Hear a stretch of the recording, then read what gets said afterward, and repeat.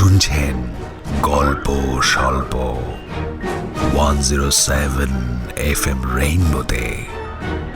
গল্প স্বল্প, গল্প স্বল্প।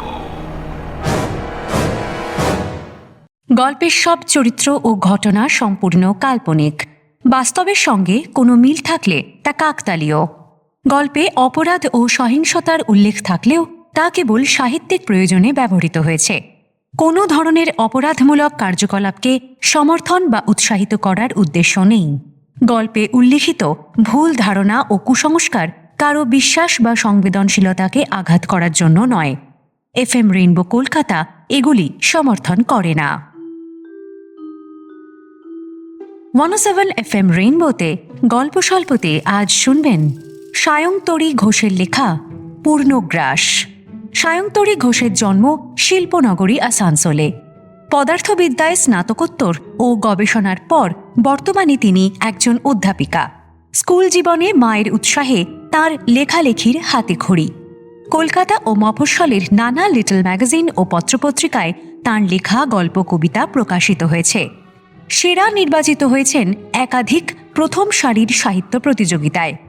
2023 সালে প্রকাশিত হয়েছে তাঁর কল্পবিজ্ঞানমূলক গল্পের সংকলন আগামী কলিং। আজ গল্প স্বল্পতে শুনবেন সায়ংতরী ঘোষের লেখা পূর্ণগ্রাস। গল্পের কথক অর্ণব। অন্যান্য ভূমিকায় অপরূপা, উজ্জ্বল, বাসু, সুদীপ্ত, রাজীব, অর্পণ, দেবারতী, আত্রেয়, বিহু, সৌমিক ও সোমক। গল্পের সূত্রধার সৌমি। শুরু হচ্ছে সায়ংতরী ঘোষের লেখা পূর্ণগ্রাস। আরেক কাপ চা শেষ করে ঘড়ি দেখলাম আবার। বিকেল শেষ হয়ে সন্ধে নামছে।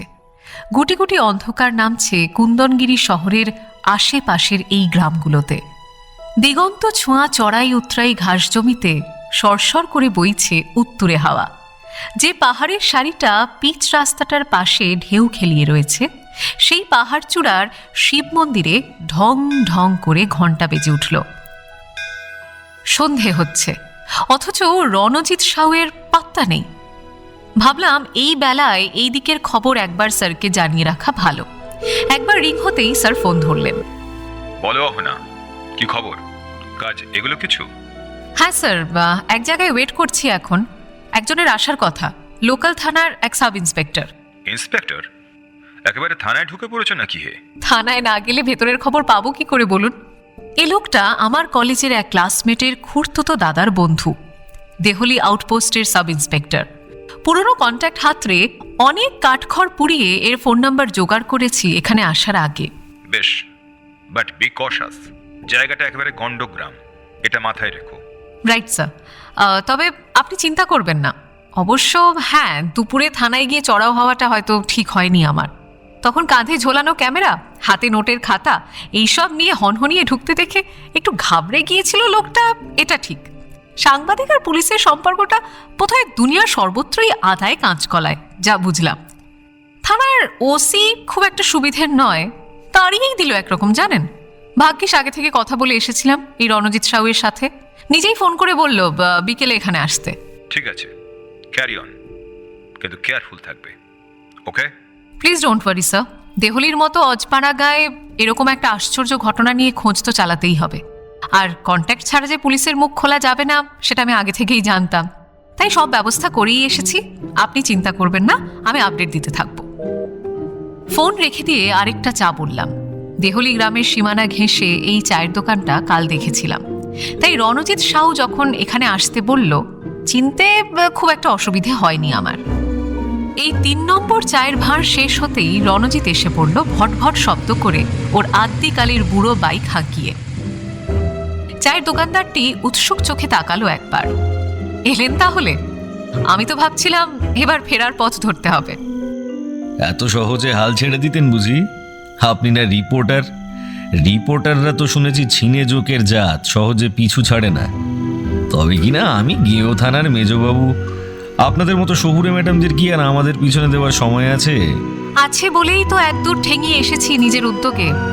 আপনি না এলে কাল আবার থানায় হানা দিতাম, এটাও সত্যি।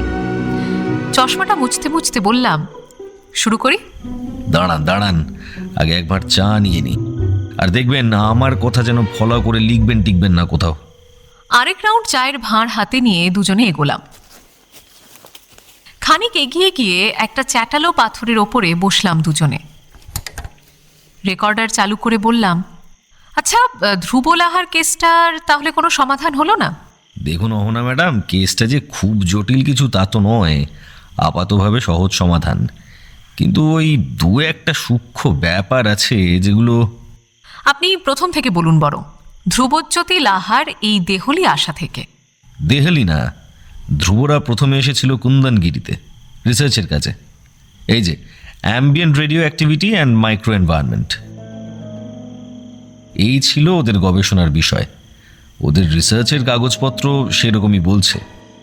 জানেনই তো, রাজগীরের আশেপাশে মোটামুটি 50 কিলোমিটারের মধ্যেই পুরো অঞ্চলটা জুড়ে ছোট বড় অনেকগুলো হট স্প্রিংস আছে। কুন্দনগিরির রাজকুণ্ড আর দেবকুণ্ড তার মধ্যে বেশ ছিমছাম, টুরিস্টের ভিড় কম, কাজেই রিসার্চের আদর্শ জায়গা বুঝতেই পারছেন। বেশ, তারপর? তারপর 6 দিন আগে 30শে অক্টোবর রাত 10:10। তারপর হোটেল গৌতম বিহারের সবুজ লনের পাশের কাঁকড় ফেলা রাস্তায় গাড়িটা যখন এসে দাঁড়ালো, কুন্দনগিরি তখন ঘুমিয়ে কাদা। মফস্বল এলাকা, শীতের হাওয়াতেই কুয়াশার কম্বলের নিচে সেঁধিয়ে গেছে সন্ধে হতেই। প্রফেসর বিল্লদল ব্রহ্মচারী গাড়ির সামনের সিটে বসে নোটবুকে কিছু লিখছিলেন। তার মুখে গাম্ভীর্য, কপালে 3টি ভাঁজ। বয়স 60-এর কোঠায়, মাথা ভরা কোঁকড়ানো সাদা চুল। দিল্লি বিশ্ববিদ্যালয়ের প্রখ্যাত পদার্থবিদ তিনি। Radio activity and micro environment বিষয়ে গবেষণার জন্য একটা আন্তর্জাতিক ফান্ড পেয়েছেন 2 মাস আগে। আর সেই কাজের জন্যই আপাতত ছুটে বেড়াচ্ছেন বাংলা, ওড়িশা, ঝাড়খণ্ড, বিহারের প্রত্যন্ত সব অঞ্চল। গাড়ি যে থেমেছে প্রফেসর তা খেয়ালই করেননি। ডুবেছিলেন হাতে ধরা রিসার্চ পেপারের পাতায়। পেছনের সিট থেকে ইতিমধ্যে নেমে কোমর পেছনে হেলিয়ে আড় ভাঙল একটি তরুণ। বছর 30 বয়স, মাঝারি হাইট, চেহারা সামান্য ভারীর দিকে, চোখ দুটো অবসন্ন। এর নাম ধ্রুবজ্যোতি লাহা, প্রফেসর ব্রহ্মচারীর ছাত্র। পিএইচডি চলছে তার। রেডন গ্যাসের ওঠা পড়া আর ক্ষয়িষ্ণু তেজস্ক্রিয় আইসোটোপের মাপজোক, এইসব নিয়েই কাটে তার প্রতিদিনের জীবন। ধ্রুবর বেশ ক্লান্ত লাগছিল। কাকডাকা ভোরে ফ্লাইটে দিল্লি থেকে দুর্গাপুর, তারপর ধানবাদে স্কুল অফ মাইন্সে লাঞ্চ সেরে যন্ত্রপাতি গাড়িতে তুলে কুন্দনগিরি পৌঁছতে গভীর রাত হয়ে গেল। স্যার অবশ্য ক্লান্ত হননি। গোটা রাস্তা, লোকেশন আর এক্সপেরিমেন্ট নিয়ে কত কি বলতে বলতে এসেছেন। তুমি এই অঞ্চলের ইতিহাস জানো ধ্রুব? যে পাহাড়গুলোয় তোমার কাজ, সেসব জায়গা একসময় বৌদ্ধ ভিক্ষুদের ধ্যান ক্ষেত্র ছিল। এখনো ভৈরব পাহাড়ের গুহাগুলোয় গেলে মনে হয় সময় যেন থমকে আছে। এমন জায়গায় আমাদের ফিল্ড স্টাডির কাজ হবে ভেবেই আমার গায়ে কাঁটা দিচ্ছে ধ্রুব। স্যারের সবেতেই বাড়াবাড়ি, সবেতেই গায়ে কাঁটা। কিন্তু হাসি চলবে না, বেফাঁস কথা বলাও চলবে না, বললেই হয়তো থিসিসটা আরও একটা বছর পিছিয়ে যাবে। তবে ওদের দলের 3য় সদস্যটি প্রফেসরের মতোই উৎসাহে ফুটছেন। ইনি হলেন ডক্টর মনীন্দ্র নারাং, প্রফেসরের ভাতৃস্থানীয় বন্ধু। বয়স 40 পেরিয়েছে, কাজ করেন এক নামকরা ফার্মা কোম্পানিতে। কাজের দুনিয়া সম্পূর্ণ আলাদা হলেও মাঝে মধ্যেই ঢু মারেন প্রফেসরের কাছে। আসলে বেড়ানোর শখ জিনিসটা দুজনের মধ্যেই আছে তুমুল মাত্রায়। আর নারাং স্যারের তার সাথে আছে পুরনো গল্পের নেশা। ধানবাদের পর গাড়িতে আসতে আসতে দূরের একটা পাহাড়ের দিকে আঙুল দেখিয়ে তিনি ড্রাইভার দয়ারাম সিংকে জিজ্ঞেস করেছিলেন, ওটা কি পাহাড় দয়ারামজি? সাদা গোঁপ পাকিয়ে জ্ঞান জাহির করে ড্রাইভার বলছিল, পরশনাথ পাহাড় সাবজি, ও যে চূড়া দেখছেন ওটা হলো শ্রী সম্মেদ শিখরজি। ও অনেক বিখ্যাত জৈন তীর্থ আছে। ও হ্যাঁ, নাম শুনেছি বটে। মহাবীর জৈনের জন্মস্থান না ওটা? না না বাবুজি, उनका निर्माण हुआ था। রুক্ষ বন পাহাড়ের পৌরাণিক কাহিনীরা ভিড় জমিয়ে আসছিল ওদের অন্ধকার গাড়ির ভেতরে। জৈন তীর্থঙ্কর পার্শ্বনাথের মহাপরিনির্বাণ থেকে স্থানীয় আদিবাসীদের লোককথা। পাহাড় জঙ্গলের গভীরে দেবতা ও আত্মাদের আবাস থেকে রাতে পাহাড় চূড়ায় রহস্যময় আলো কিছুই বাদ যাচ্ছিল না। মায়ের কাছে ছেলেবেলায় শোনা রূপকথার মতো মন্দ লাগছিল না ধ্রুবর। জানালার কাছে মাথা রেখে রাস্তায় পিছলে যাওয়া হেডলাইটের সারি দেখতে দেখতে ঘুম এসে যাচ্ছিল তার। হোটেলে পৌঁছানোর পর বেয়ারা মালপত্র তুলে নিয়ে গেল। গাড়ি পার্ক করে সেলাম ঠুকে চলে গেল দয়ারাম। ধ্রুব, ফ্রেশ হয়ে ডিনারে চলে এসো ঝটপট। আর কিছু খাবো না স্যার, খুব ক্লান্ত লাগছে, আজ শুয়ে পড়ি। ব্যাকপ্যাকটা কাঁধে নিয়ে রুমে গিয়ে উঠল ধ্রুব। তারপর ব্যাগটাকে সোফায় ছুঁড়ে ফেলে শরীর এলিয়ে দিল বিছানায়। মানে রিসার্চের দলে আর কেউ আসেনি, শুধু ওরা দুজন? ওই নারাঙ্গ ভদ্রলোকটি তো মনে হচ্ছে জাস্ট বেড়াতে এসেছিলেন। হ্যাঁ, উনি বেড়াতেই এসেছিলেন, আর তাও মাত্র দুদিনের ছুটি নিয়ে। ঘটনার দিন এখানে ছিলেন না। রাজগীর নালন্দা ঘুরে বোধগয়া হয়ে বেরিয়ে গেছেন ঘটনার আগের দিনই। রিসার্চের কাজে আরেকজনের আসার কথা ছিল, ওই ল্যাবেরই আরেকজন রিসার্চ স্কলার। সে এসে পৌঁছেছে ঘটনা ঘটার পরে।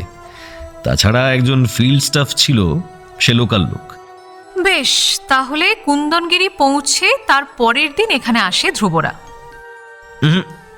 ধ্রুবরা নয়, ধ্রুব একাই এসেছিল।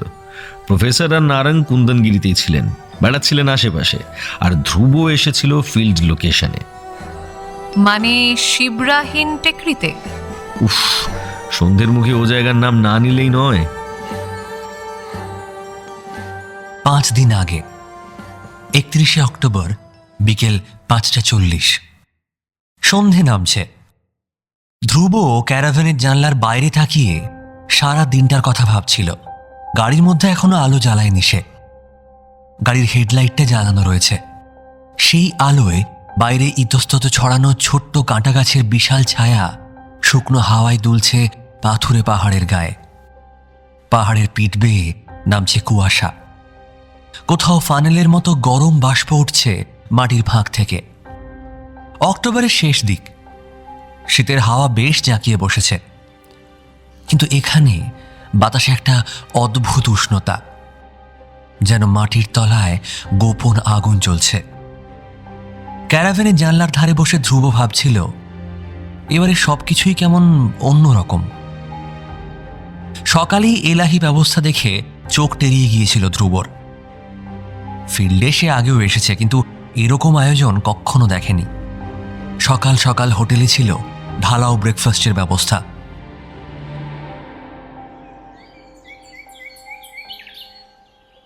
প্রফেসর ব্রহ্মচারী আর ডক্টর নারাং ব্রেকফাস্ট সেরে লনের আরাম কেদারায় গা এলিয়ে বসেছিলেন।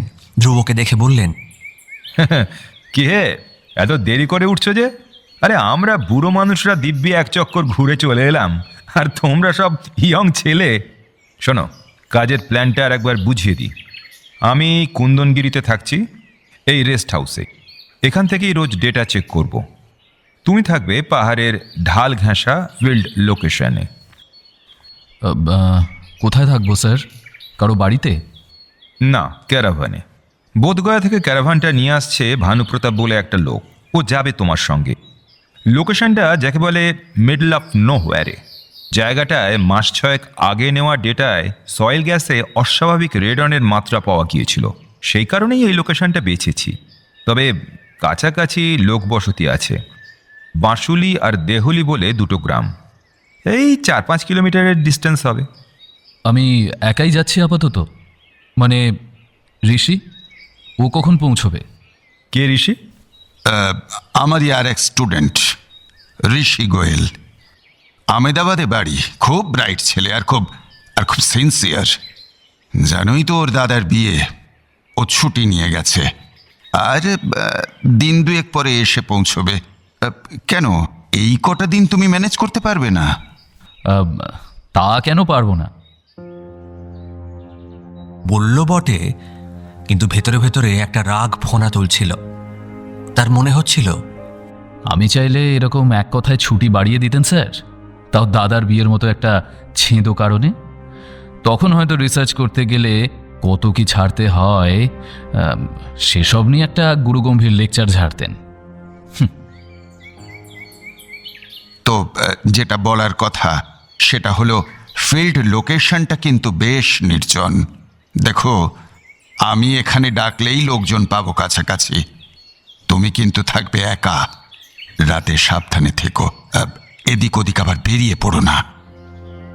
ধ্রুব বুঝল স্যার গত বছরের সেই ঘটনাটার জন্য কথা শোনাচ্ছেন।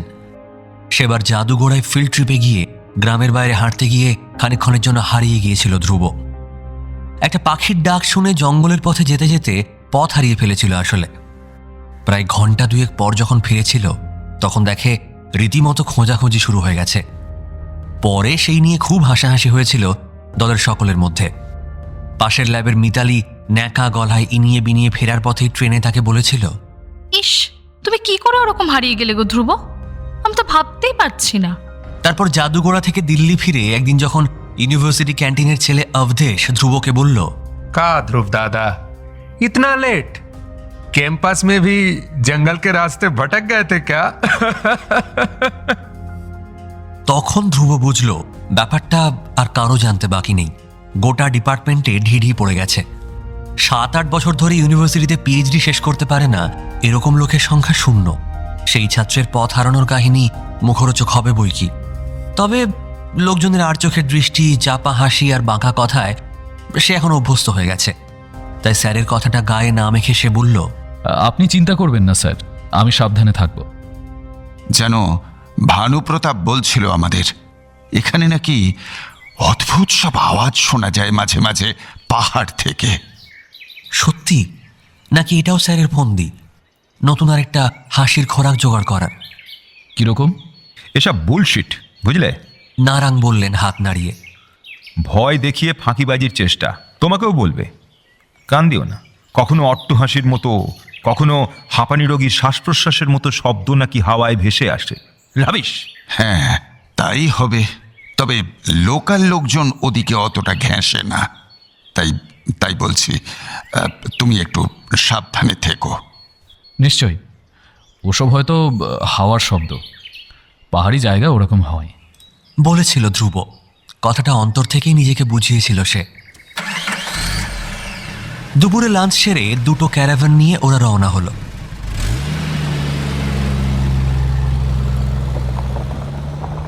গাড়ি ধীরে ধীরে মসৃণ রাস্তা ছেড়ে ঢুকে পড়ল পাহাড়ি পথে।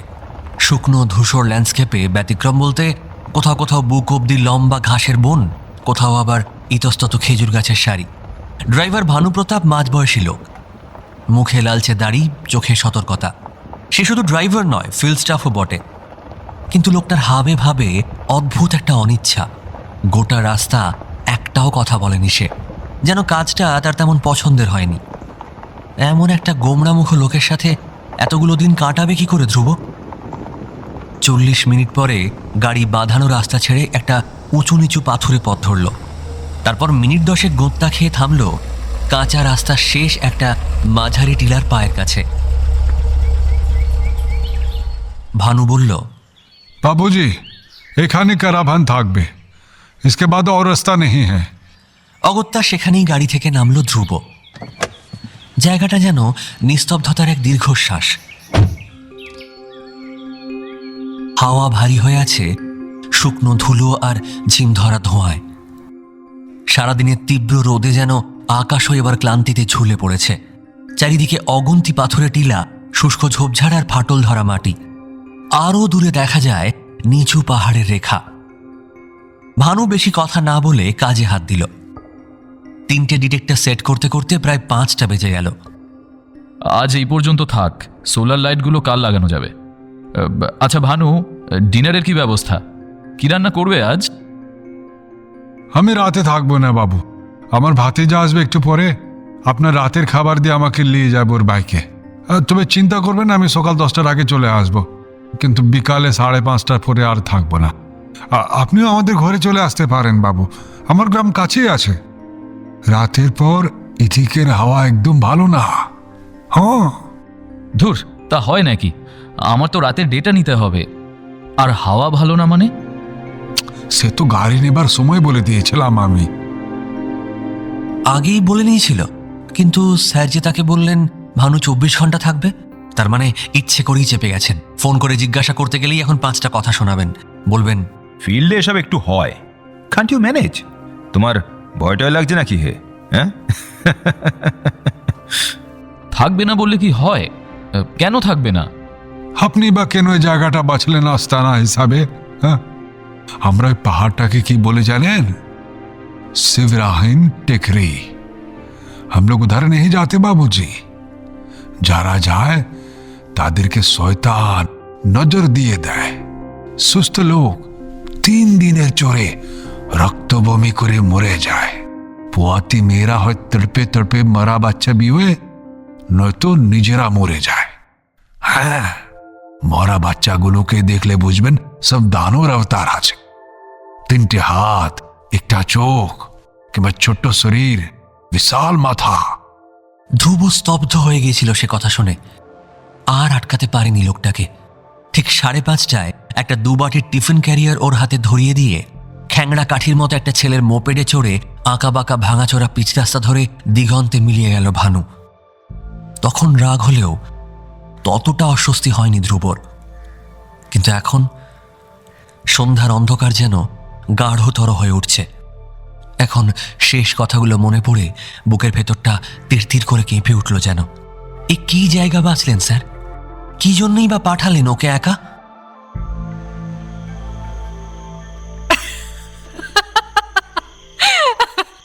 বাবা, আপনি না পুলিশ? হ্যাঁ, আপনার আবার এসব ভয় ডর আছে নাকি?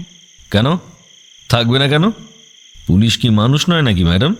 তাদের ঘর পরিবার বউ বাচ্চা থাকে না? পাছে রেগে মেগে লোকটা কাহিনী শেষ না করেই চলে যায়, তাই কোনো ক্রমে সামাল দিয়ে বললাম, না না তা কেন, মাই মিস্টেক, সরি। জায়গাটা তার মানে সত্যি দুর্নাম আছে, তাই তো? আসলে আমি যা খবর পেয়েছিলাম, ছেলেটার নাকি কিছু সমস্যা ছিল, মানে ওই মেন্টাল প্রবলেম। সে তো ছিলই। বসে পড়ে একটা সিগারেটের প্যাকেট পকেট থেকে বের করে বলল রণজিৎ। Do you mind? আচ্ছা, কি সমস্যা ছিল বলুন তো ধ্রুবর? মানে ওর বাড়ির লোক কিছু বলেছে? বাড়ির লোক বলতে ভাই বোন নেই। ওর মা মারা গেছেন 7 মাস আগে। বাবা অন্য একটা বিয়ে করে সেপারেটেড। এদের ফ্যামিলিকে দেখতেন না বহুদিন। ধ্রুবর মাই সংসারটা টানতেন। এখন অবশ্য ধ্রুব ফেলোশিপ পেত, তবে নভেম্বরের পর সেটাও বন্ধ হয়ে যাওয়ার কথা। এটা একটু ডিটেলে বলুন প্লিজ, আর মানসিক সমস্যার ব্যাপারটাও। 5 দিন আগে 31শে অক্টোবর রাত 11:20। শিবরাহিন পাহাড়ে রাতের নিজস্ব সুর আছে। খেজুর পাতার মধ্যে শুকনো হাওয়ার মর্মর, অচেনা পোকামাকড়ের গুনগুন, রাত পাখির বুক কাঁপানো তীব্র চিৎকার, আর এই টুকরো শব্দগুলোর মাঝখানটা দখল করে একটা জমাট থমথমে নীরবতা, যেন চারপাশে কোনো অদৃশ্য শক্তি পাক দিয়ে ঘুরছে। বহুদূরের মিটমিটে লোকালয়ের আলোগুলো না দেখতে পেলেই বুকের ভেতর অবধি চারিয়ে ওঠে খাঁ খাঁ করা একাকিত্ব। সন্ধে নামার সঙ্গে সঙ্গেই ক্যারাভেনের জানালা ঘামতে শুরু করেছে। রাত নামছে নিশুতি হয়ে। বাইরে গেলে অস্বস্তি হচ্ছে। মনে হচ্ছে পাহাড়ের গাঢ় নিস্তব্ধতার মাঝেও যেন কিছু শব্দ আছে। কাঁটা গাছের পাতায় কুয়াশা জমে মাটিতে পড়ছে টুপটুপ করে। পাথরের ওপর খসখস শব্দ, যেন কেউ হাঁটছে। তার লম্বা নখের আঁচড় পড়ছে প্রাগৈতিহাসিক পাহাড়ের গায়ে। বাইরে সোলার লাইট আজ ইনস্টল করা হয়নি। গাড়ির হেডলাইট আর কতক্ষণই বা জেলে রাখা যায়। সন্ধে থেকে অন্তত 3 বার ধ্রুব টর্চ জ্বালিয়ে রেখেছে, কিচ্ছুটি নেই। তবু মনে হয় পাহাড়ের দিক থেকে কেউ তাকিয়ে আছে। বিকেলের ডেটা নেওয়া হয়ে গেছে অনেকক্ষণ। ডেটাগুলো নিয়মিত নিতে হয়, প্রতি 8 ঘন্টা অন্তর অন্তর। একবার সকাল 9:30টায়, একবার বিকেল 5:30টায়, আর শেষবার রাত 1:30টায়। সেটাই সবচেয়ে নিঃশব্দ সময়, যখন পরিবেশে মানুষের কোনো হস্তক্ষেপ নেই। আজ একটু তাড়াতাড়ি ডিনার সারল ধ্রুব। ঘন অড়হড়ের ডাল, আলু চোখা আর হাত রুটি। এক ঘুম দিয়ে নেবে ভেবেছিল, কিন্তু ঘুম এলো না। অ্যালার্ম দিয়ে শুলো বটে, কিন্তু মনটা কেমন যেন ছটফট করছে।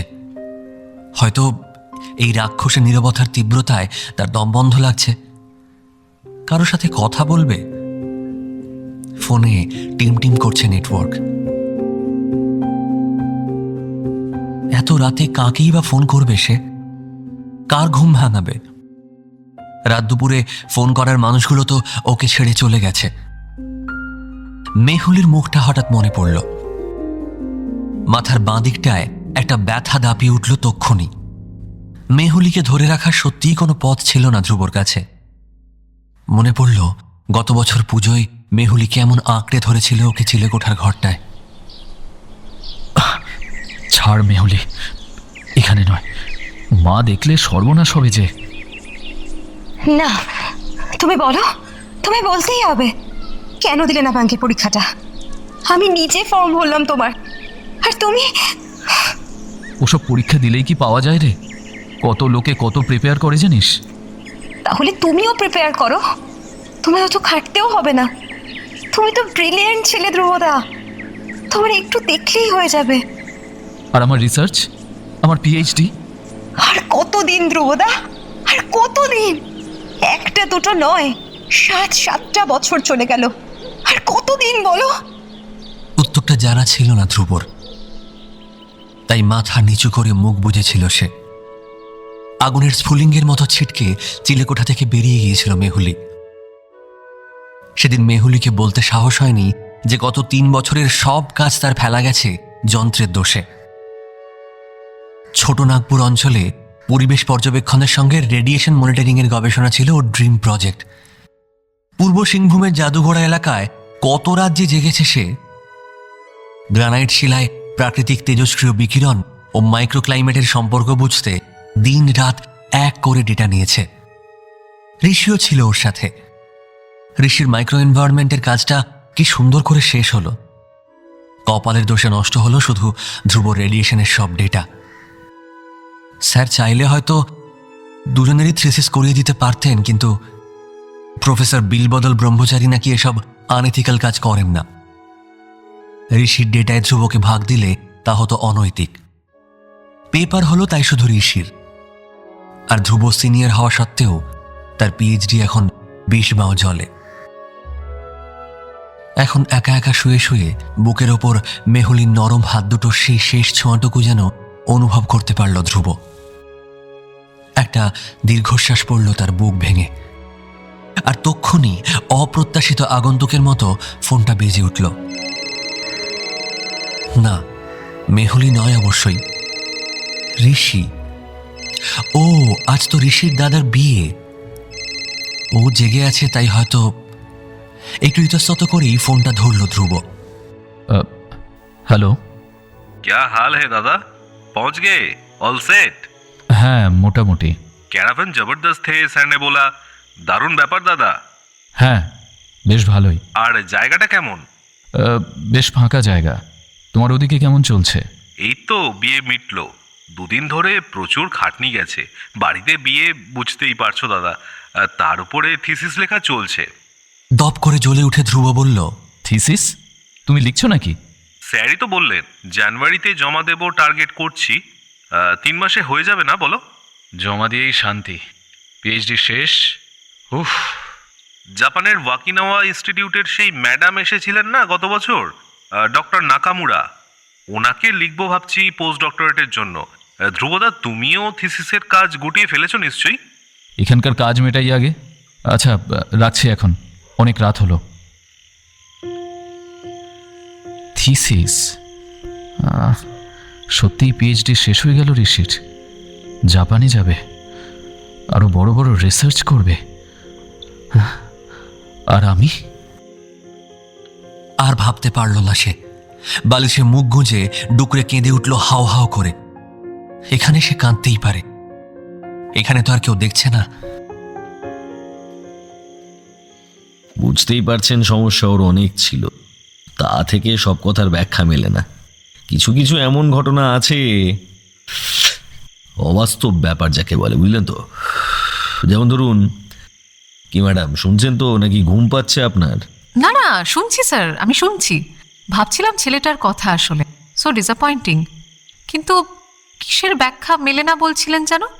সুপার ন্যাচারাল কিছু? 4 দিন আগে 1 নভেম্বর ভোর রাত 1:15 অ্যালার্মের শব্দে চমকে উঠে ধ্রুবর ঘুমটা ভাঙল যখন ঘড়ির কাঁটা তখন 1:15। নিশতি রাত, মাথা ব্যথায় ছিঁড়ে যাচ্ছে, কিন্তু উঠতে হবে। আর 15 মিনিট পর তাকে ডেটা নিতে হবে। জোর করে নিজেকে টেনে তুলল ধ্রুব। তারপর সব গুছিয়ে নিয়ে বেরোলো, সঙ্গে থার্মোমিটার, হাইগ্রোমিটার আর গাইগার কাউন্টার। আকাশে কোনা ভাঙা চাঁদ, সেই আলোতে পাহাড়ের কুয়াশা আরও রহস্যময় হয়ে উঠেছে।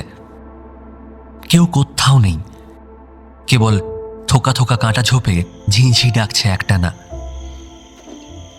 খানিকটা এগিয়ে ধ্রুব প্রথম সাইডটায় পৌঁছল। সয়েল গ্যাস চেম্বারে কাউন্টার লাগিয়ে মাটির নমুনা নিতে হাঁটু গেড়ে বসেছে, এমন সময় পেছন থেকে একটা শব্দ এলো, ধীর শব্দ। ভারী শরীর টেনে টেনে কে যেন হেঁটে যাচ্ছে। চমকে উঠে এসে পেছন ফিরে টর্চ ফেলল। কিচ্ছু চোখে পড়ল না, কিন্তু এক মুহূর্তের জন্য বাতাস ভারী হয়ে উঠল একটা বিজাতীয় গন্ধে। ধাতব উষ্ণ গন্ধ, পচা ডিমের মতো, জমাট রক্তের মতো। কপার, সালফার নাকি অন্য কিছু, কে জানে। মিশকালো অন্ধকার, চটচটে আলকাতরার মতো ঘন। শুধু সামনের পাহাড়ের ঢালে কিছু ঝলমল করছে। ফসফরাস কি? হয়তো কোনো খনিজের প্রতিফলন, কিন্তু মনে হচ্ছে আদ্যিকালের এক বিলুপ্ত দানব জীবন্ত হয়ে উঠছে যেন।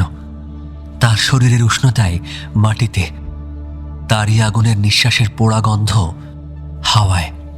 ধ্রুব হাতের ঘড়ি দেখল, ঠিক 1:30 বাজে। সে লগবুকে লিখল 1:30 hours. Strange odor in air. Source unknown. আর না দাঁড়িয়ে বাকি দুটো ডিটেক্টরের রিডিং নিয়ে ফেরার পথ ধরল ধ্রুব। আর ক্যারাভেনের থেকে প্রায় 50 পা দূরে যখন, তখন দেখতে পেল লোকটাকে। মানুষ নাকি নয়, কালি ঢালা ঘুটঘুটে অন্ধকারের ক্যানভাসের চক্ষরিতে আঁকা এক টুকরো সাদা অবয়ব যেন। দুলে দুলে চলেছে অনেক দূরের পাহাড়ের ঢাল বেয়ে, চড়াইয়ে উঠছে, উতরায় নামছে আবার খানিক।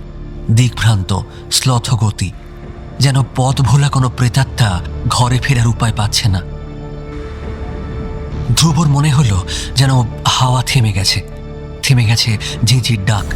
উদাসীন চাঁদ ঢাকা পড়ে গেছে মেঘের পেছনে, যেন অলৌকিকের জন্য দৃশ্যপট তৈরি, এক্ষুনি সর্বনেশে কিছু একটা হবে। আর না দাঁড়িয়ে উদ্ভ্রান্তের মতো ছুটে ক্যারাভ্যানে ঢুকল ধ্রুব। শীতের রাতেও ঘামে জবজবে ভিজে গেছে সে। এসব আপনাকে কে বলেছে? ও নিজে? ইচ্ছে ছিল রণজিৎকে বুঝিয়ে সুঝিয়ে যদি ছেলেটার সাথে দেখা করা যায়, কিন্তু সে গুড়ে বালি। লোকটা শেয়ানা, বলল হ্যাঁ, তবে এখন ওর সাথে দেখা করে এসব ভেরিফাই করার কোনো উপায় নেই ম্যাডাম। সেদিন হয়তো ক্লান্তিতে ধকলে ভুলভাল বলেছে। আর তাছাড়া এর মধ্যে সুপার ন্যাচারাল কিছু তো আমি অন্তত দেখতে পেলাম না। গন্ধটা হতে পারে আশেপাশের কোনো পচা জলা টলার। আর রাত্রিবেলা আরেকটা মানুষকে দেখার মধ্যে তো অস্বাভাবিক কিছুই আছে বলে আমার মনে হয় না। কেউ হয়তো রাত বিরেতে বাড়ি ফিরছিলেন কাজ টাজ সেরে, হতে পারে নাকি? না, হতে পারে না। রাস্তার কুকুর অবধি রাত দুপুরে পথ মারায় না। কেন? অসুবিধাটা কোথায়? 4 দিন আগে 1 নভেম্বর সকাল 7:10। রাতে ভালো ঘুম হলো না ধ্রুবর। সকালে সূর্য উঠল যখন, তখন তার সর্বাঙ্গে ব্যথা। বাইরের আলো মলিন। দেহলি পাহাড়ে কুয়াশা জমে আছে মসলিনের মতো। পাউরুটি চিবিয়ে ব্রেকফাস্ট সেরে ক্যারাভেনের দরজা খুলে বেরিয়ে এসে দেখল ভোরের মরা আলো তীক্ষ্ণ হচ্ছে ধীরে ধীরে। পাহাড়গুলো রোদে চকচক করছে, পাথর থেকে ভাপ উঠছে। কিন্তু কি আশ্চর্য, এই সকাল সকাল খানিক নিচে পাহাড়ের গায়ে ফিতের মতো জড়িয়ে থাকা রাস্তায় একটা লোক দাঁড়িয়ে কেন? মাথায় কায়দার টুপি, চোখে রোদ চশমা। অদূরে একটা সবুজ মারুতি গাড়ি দাঁড়িয়ে। কে লোকটা? রাতের অন্ধকারে দেখা সেই মূর্তিটার কথা একবার ধ্রুবর মনের মধ্যে উঁকি দিয়েই মিলিয়ে গেল যেন। ধ্রুব লোকটার দিকে চেয়ে থাকলো খানিকক্ষণ, তারপর চিনতে পারল এই তো ডক্টর নারাং। গুড মর্নিং ধ্রুব, কেমন কাজ চলছে? মর্নিং নারায়ণ স্যার, এ তো দারুণ সারপ্রাইজ দিলেন সকাল সকাল। তা এদিকে কোথায়? আমি তো কাল বেরিয়ে যাব, কিন্তু এদিকে ল্যান্ডস্কেপটা এত আর্টিস্টিক, একটু ছবি তুলতে বেরোনোর লোভ সামলাতে পারলাম না। কাল ঘুরেছি রাজগীর, নালন্দা যাব আজ বিকেলের দিকে। তোমার সেট আপ কমপ্লিট? হ্যাঁ, ডিটেক্টর সব লাগিয়ে ফেলেছি কাল। আজ ভানু এলে আলোগুলো লাগাবো। আর বড্ড অন্ধকার আশপাশটা। আজ পূর্ণিমা, আলোর অভাব তোমার হবে না, তবে কিছুক্ষণের জন্য টোটাল লুনার এক্লিপস আছে বোধ হয়, প্রফেসর বলছিলেন। আচ্ছা, ভানুর কথায় মনে পড়লো, সে কোথায় বলো তো? কাল একটা দারুণ গল্প বলছিল লাঞ্চের আগে, শেষটা শোনা হয়নি। আমার আবার এসব লোককাহিনীর খুব নেশা, জানো তো। লোককাহিনী কি নিয়ে? এই জায়গাটা নিয়েই। আমাকেও কী সব বলছিল বটে কাল। জায়গাটার কিছু বদনাম আছে বোধ হয়। নামটাও অদ্ভুত, শিবরাহিন টেকরি। তবে কিনা যে জায়গার নামে শিব, সেখানে ভয় কিসের? কি যে বলো, শিব আর শিবরাহিন কি এক হলো? এক নয়। শিবরাহিন মানে দেবতাহীন, অর্থাৎ ঘুরিয়ে বলতে গেলে শয়তানের পাহাড় চূড়া। এরা বিশ্বাস করে এ জায়গাটা হলো শয়তানের ডেরা। বাবা, এরকম ভয় ধরানো নামের কারণ কি? সেটাই তো শোনা হলো না কাল। এটুকু বুঝেছিলাম যে পাহাড়ের সঙ্গে জড়িয়ে আছে অজাতশত্রুর গল্প। জানো নিশ্চয়ই, মগধের রাজা বিম্বিসারের পুত্র। নাম শুনেছি বটে, তবে আমি ইতিহাসে বড্ড কাঁচা। ইনি কি বুদ্ধির সমসাময়িক কোনো রাজা? হ্যাঁ, কিন্তু এই গল্প যবেকার তখনও সে যুবরাজ। একদিন শিকারে বেরিয়ে সে পৌঁছেছিল এই পাহাড়ে। এই পাথুরে পাহাড়ের শিকার? আর এই জায়গাটা তো রাজগীর থেকে বেশ খানিকটা দূরে। এসব জায়গায় নিশ্চয়ই ঘন জঙ্গল ছিল সে সময়। এই যে বাঁশুলি গ্রাম, যেখানে ভানুর বাড়ি, তার আসল নাম ছিল বনস্থলী। ভানুই বলছিল কাল। নাম শুনেই বুঝতে পারছো যে এই অঞ্চলে বন জঙ্গল ভালোই ছিল, তাই শিকার টিকার করতে রাজপরিবারের লোকজন হয়তো এদিকে আসতো। আচ্ছা, বেশ। তারপর গল্পটা শুনি আপাতত। হ্যাঁ, তারপর যেটা হলো সেটা একটা অ্যাক্সিডেন্ট। বুনো শুয়োরের পিছু ধাওয়া করতে গিয়ে রাজকুমারের একটা দুর্ঘটনা ঘটে। এই পাহাড়েরই কোনো একটা জায়গায়, এক্স্যাক্টলি কোথায় তার এখন কেউ জানে না, তার পা পিছলে যায় এবং একটা ভীষণ সংকীর্ণ খাদের ভেতর সে পড়ে যায়। ক্রেভিস জাতীয় কিছু হবে। এখানে পাহাড়ে প্রচুর এরকম চির ফাটল আছে। সে কি? তারপর? তার পরের কথা তো আর কিছু জানি না, এইটুকুনি বলে ভানু কাল হাওয়া হয়ে গেল। সে বেটা কই? ভানু এলো খানিক পরেই।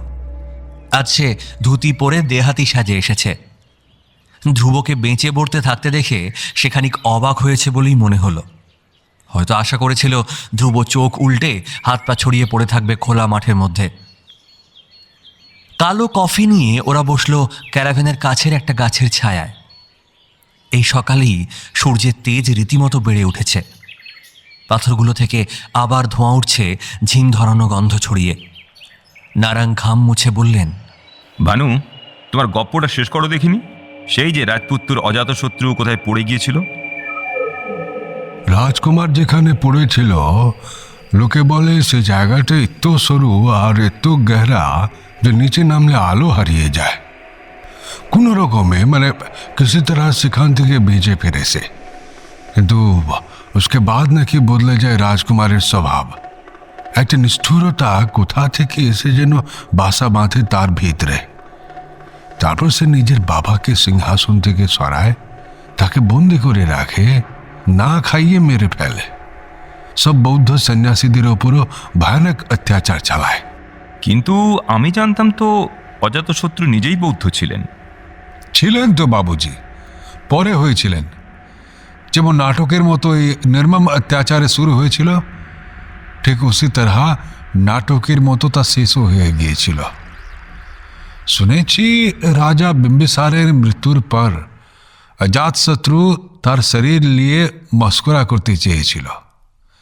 সেই দিন ভিড়ের মধ্যে এক অচেনা বৌদ্ধ ভিক্ষু এসে হঠাৎ তার বুকে ছুঁয়ে দে হাতের লাঠি। वो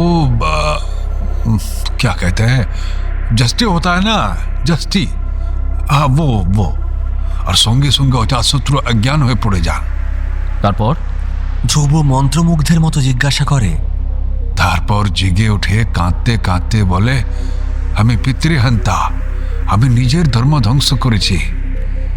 তারপর সে নিজেই বুদ্ধের শরণ নেয়। সেই সময় নাকি সে আদেশ দিয়েছিল ওই পাহাড়িটাতে কেউ যেন বাস না করে। সে বলে, এখানে যে অন্ধকার আমার মনে ঢুকেছিল, মানুষ যেন আর সেই অন্ধকারে না নামে, বন্ধ করে দাও। তারপর নাকি পাহাড়ের সে গুহামুখ বন্ধ করে দেওয়া হয়। তখন থেকেই লোকের মুখে রটল এই পাহাড়ে শয়তানের ঘরের গুপ্ত দরওয়াজা আছে। শয়তানের পোষা দানব নাকি সে দরজায় পাহারা দেয়। তাই থেকেই নাম হলো শিবরাহিন টেকরি। গল্প শেষ করে ভানু সোলার লাইটের কানেকশন করতে উঠে গেল। ওরা দুজন চুপ করে বসে রইলেন কিছুক্ষণ। এসব সত্যি ভানু? আমার তো বেশ রূপকথার গল্পের মতো লাগলো। এর মধ্যে কিছু ঘটনা ঐতিহাসিক সত্যি, সেটা জানি। যেমন অজাতশত্রুর হাতে বিম্বিসার সত্যি বন্দী হয়েছিলেন, বৌদ্ধদের ওপর অত্যাচার, তারপর নিজের বৌদ্ধ ধর্মে দীক্ষা। কিন্তু এই শিকারের কাহিনী বা শিবরাহিন টেকরির এই গল্পের কোনো ডকুমেন্টেশন কোথাও আছে বলে তো মনে হয় না। তবে একটা অদ্ভুত ব্যাপার কি জানো? কি? এখন ভাবতে গিয়ে আশ্চর্য লাগছে, ওই অজাতশত্রুর ছেলের আমলেই রাজগৃহ থেকে রাজধানী সরিয়ে নিয়ে যাওয়া হয় পাটলিপুত্রতে, মানে এখনকার পাটনায়। ভেবে দেখো, ব্যাপারটা আশ্চর্য নয়? কেন হঠাৎ এতদিনের রাজগৃহ ছেড়ে মগধের রাজবংশ চলে গেল একেবারে অন্য একটা জায়গায়, তাও অজাতশত্রুরই ছেলের হুকুমে? কোইন্সিডেন্স, নাকি সেটা এই শয়তানের নজর থেকে দূরে সরে যাওয়ার জন্যেই? হতেও পারে, তাই না? তার মানে সেই গুহা। আচ্ছা, সেই গুহার কোনো খোঁজ জানো ভানু? उस जगह का पता किसी के पास नहीं है बाबूजी। তার মানে পাহাড়টা ১,৫০০ বছর আগের দুর্নাম নিয়ে দাঁড়িয়ে আছে অকারণে। অবশ্য হোটেলের ম্যানেজার কাল বলছিল গত ৫ বছরে নাকি দুটো ভূমিকম্প হয়ে গেছে এই অঞ্চলে। পাহাড় প্রচুর ভেঙেছে, নানা জায়গায় ধস নেমেছে, পাথরে বড় বড় ফাটল ধরেছে। সেই বন্ধ গুহামুখ এখনো কি তেমনি আছে? হয়তো এখন খুঁজলে পাওয়াও যেতে পারে। ধ্রুব এক মুহূর্ত তাকিয়ে দেখল চারপাশে। হলদেটে পাথর, তপ্ত বাতাস, স্থির নিস্তব্ধতা। শুধুই কি এক রাজার পাপ, তারই হলকা এই বাতাসে? নাকি অন্য কিছু ব্যাখ্যা আছে এসবের? আমি তবে উঠি ধ্রুব, কাজ করো মন দিয়ে। আমি কাল বেরিয়ে যাচ্ছি, হয়তো আর দেখা হবে না। সেই গুহা, কি আছে সেই গুহায়? সারাদিনের এই ভারী হাওয়া, সয়েল গ্যাসের রেডিয়েশন আর মাটির অস্বাভাবিক উষ্ণতার রহস্যের কি তবে ওই কেন্দ্রবিন্দু? এসব লোককথা অর্থহীন হয় না সবসময়। ভানুদের গ্রামের সেই অসুস্থ বিকলাঙ্গ বাচ্চাদের জন্মবৃত্তান্ত হয়তো সেদিকে ইঙ্গিত করছে। এই জায়গায় নিশ্চয়ই কোনো লুকোনো তেজস্ক্রিয়তার উৎস আছে। হ্যাঁ, ঠিক ঠিক, না হয়ে যায় না। গোপন উষ্ণ প্রস্রবণ, গুহার ভেতর লুকোনো, সেখানেই কি পড়ে গিয়েছিল রাজা? সেই বাষ্পই কি রাতের হাওয়ায় ঘুরপাক খায়? ধ্রুবর চোখে চকচক করে ওঠে লোভ। যদি সে গুহা ধ্রুব খুঁজে পায়, কে ঠেকাবে তখন তাকে? দীর্ঘদিন আগে হারিয়ে যাওয়া উষ্ণ প্রস্রবণ, তার অমূল্য সব রেডিয়েশন ডেটা। ধ্রুবর চোখের সামনে দিয়ে হাওয়ায় ভেসে যায় কতগুলো ছবি। ভিড় করে তার ছবি তুলছে রিপোর্টারদের দল। রাষ্ট্রপতি হাতে তুলে দিচ্ছেন সাম্মানিক। বিদেশের নামী বিশ্ববিদ্যালয়ে তার সেমিনার শুনতে ভিড় করেছেন দেশ বিদেশের বৈজ্ঞানিকরা। ধ্রুব হাসি মুখে কথা বলছে, সই বিলোচ্ছে, আর সেই লেকচার হলের এক কোণে মুখ নিচু করে পাশাপাশি বসে আছে দুটো মানুষ, প্রফেসর বিলবদল ব্রহ্মচারী আর তার আদরের ছাত্র ঋষি গোয়েল।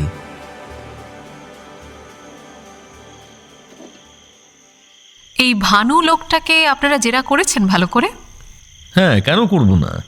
নেহাতি দেহাতি লোক, কেঁদে কুকিয়ে সারা হচ্ছে কিছু বলতে গেলেই। তাতে কি? একটা ছেলে একে এতটা মানসিক চাপে আছে, তাকে এসব ভুতুরে গল্প বলার মানেটা কি? এসব লোকেদের আসলে বেসিক বোধটুকুও নেই। শয়তানের ঘরের গুপ্ত দরজা, মাই ফুট।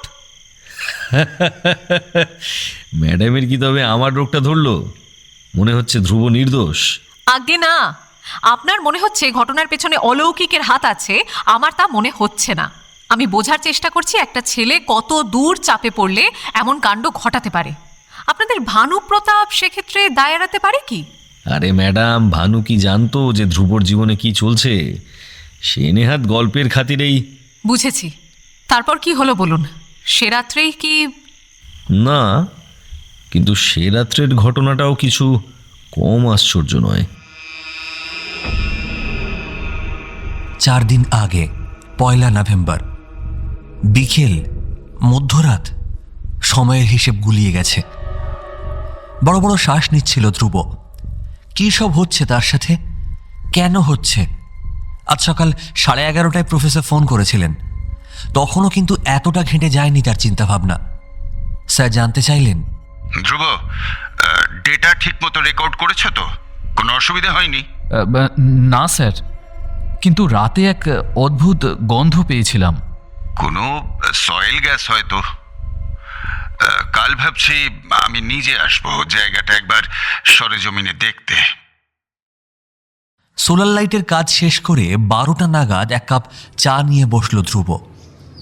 চাটা বেশ ভালো বানিয়েছে ভানু, মাথাটা হালকা লাগছে বেশ। আচ্ছা ভানু, এখানে পাহাড়ে কোনো গুহার ভেতরে গরম জলের ঝর্ণা আছে? কেন বাবুজি? না, তুমি তো বলছিলে এখানে ঘোরাঘুরি করলে মানুষ অসুস্থ হয়ে পড়ে। ঠিক কোন দিকটায় গেলে এরকম হয় বলতে পারো? नहीं বাবু, রাজার কাহানি সত্যি আছে বাবুজি, আপনি পাহাড়ে যাবেন না। রাজার ওই গুহায় গুপ্তধন আছে ভানু, আগুনের ঝর্ণা। খুঁজে পেলে আমিও রাজা হয়ে যাব। ভানু সাহায্য করতে পারেনি বা চায়নি। তাকে ক্যারাভ্যানের কাছে থাকতে বলে ধ্রুব নিজে হেঁটে বেরোলো কয়েক ঘন্টার জন্য জায়গাটা খুঁজে দেখতে। সঙ্গে নিল একটা হিপ ফ্লাস্ক আর হাতে একটা বড় গাছের ডাল। ভানুকে বলে গেল ঘন্টা 2-এর মধ্যেই ফিরবে, এসে লাঞ্চ করবে। আজ হাওয়া নেই একেবারে। খেজুর গাছের ছুঁচলো পাতাগুলো নিথর। তপ্ত হাওয়ায় দূরের পাথরগুলো এমন ঝিলিক দিচ্ছে যে ধাঁধা লেগে যাচ্ছে। মাঝে মাঝে সামান্য মাথাও ঘুরছে ধ্রুবর। রোদের তাতেই হবে হয়তো। বাতাসে শুষ্ক গন্ধ, ধুলো, গাছের শুকনো পাতা আর পুরনো পাথরের ঘ্রাণ মিলেমিশে আছে তাতে। তবে গুহাটা যে আজই খুঁজে পেয়ে যাবে তা সে স্বপ্নেও ভাবেনি। প্রথমটায় মনে হচ্ছিল পাহাড়টা কোন আশ্চর্য রহস্য বলে ওকে ভুলভুলাইয়ার মতো ঘুরিয়ে মারছে। কিন্তু অজানাকে পেতে গেলে হারাতে যে হবেই। 5 পথ হারিয়ে একবার হোঁচট খেয়ে পড়ে আর হিপফ্লাস্কের সবটুকু জল শেষ করে ঘোর লাগা চোখে ধ্রুব গুহাটা খুঁজে পেল মাঝ দুপুরে। এই সেই গুহা না হয়ে যায় না। এর আগেও 2-3টে গুহা দেখেছে ধ্রুব, কিন্তু সেখানে মানুষের যাতায়াতের চিহ্ন আছে। কোথাও ধুনির আগুনের অবশেষ, কোথাও টুকরো কাগজ, ভাঙা কাচের চুড়ি কিংবা হারিয়ে যাওয়া খেলনা। তৃতীয় এই গুহাটা ছিল আড়ালে। প্রায় 12 ফুট লম্বা একটা মস্ত পাথর আড়াআড়ি চিরে দুভাগ হয়ে পড়েছিল। মাঝে 1 হাত প্যাসেজ, পেছনে গুহার গহীন অন্ধকার। জায়গাটার কাছে পৌঁছেই তীব্র গন্ধে নিঃশ্বাস জ্বালা করে উঠল ধ্রুবর। সেই একই গন্ধ, কাল রাতের মতো। মহাবিষ্টের মতো ধ্রুব সেই অন্ধকারের দিকে তাকিয়ে দাঁড়িয়ে রইল। হ্যালো, কেউ আছে এখানে? হাঁক দিল সে। কে জানে কার প্রত্যুত্তর আশা করে।